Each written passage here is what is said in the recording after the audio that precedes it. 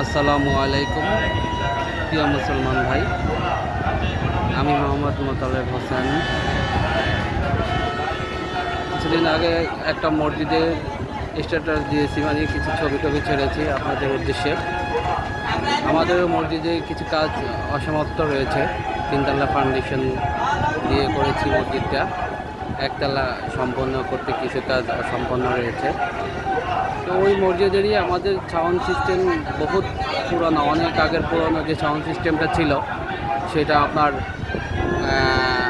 নষ্ট হয়ে গেছে। অনেকবার আপনার মেরামত করে অনেকবার আপনার মিস্ত্রি দেখে এইটা ইউজ করা হয়েছে। তো এখন যে পর্যায়ে সে পর্যায়ে আর আপনার ওইটা ইউজ করা সম্ভব হচ্ছে না।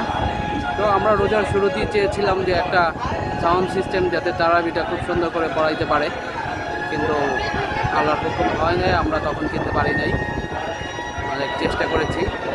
তো এখন আজকে 28 রমজান বৃহস্পতিবার, আমি গুলিস্তান স্টেডিয়াম মার্কেট থেকে এই একটা স্পিকার, উপরেরটা আর নিচেরটা হচ্ছে আমাদের যে সাউন্ড সিস্টেমটা আজুয়া 120 ওয়াটস, আর এটার ভিতরে একটা কানের মাউথ আছে যেটা হুজুরে কানে লাগায়, যেটা দিয়ে বয়ান করে।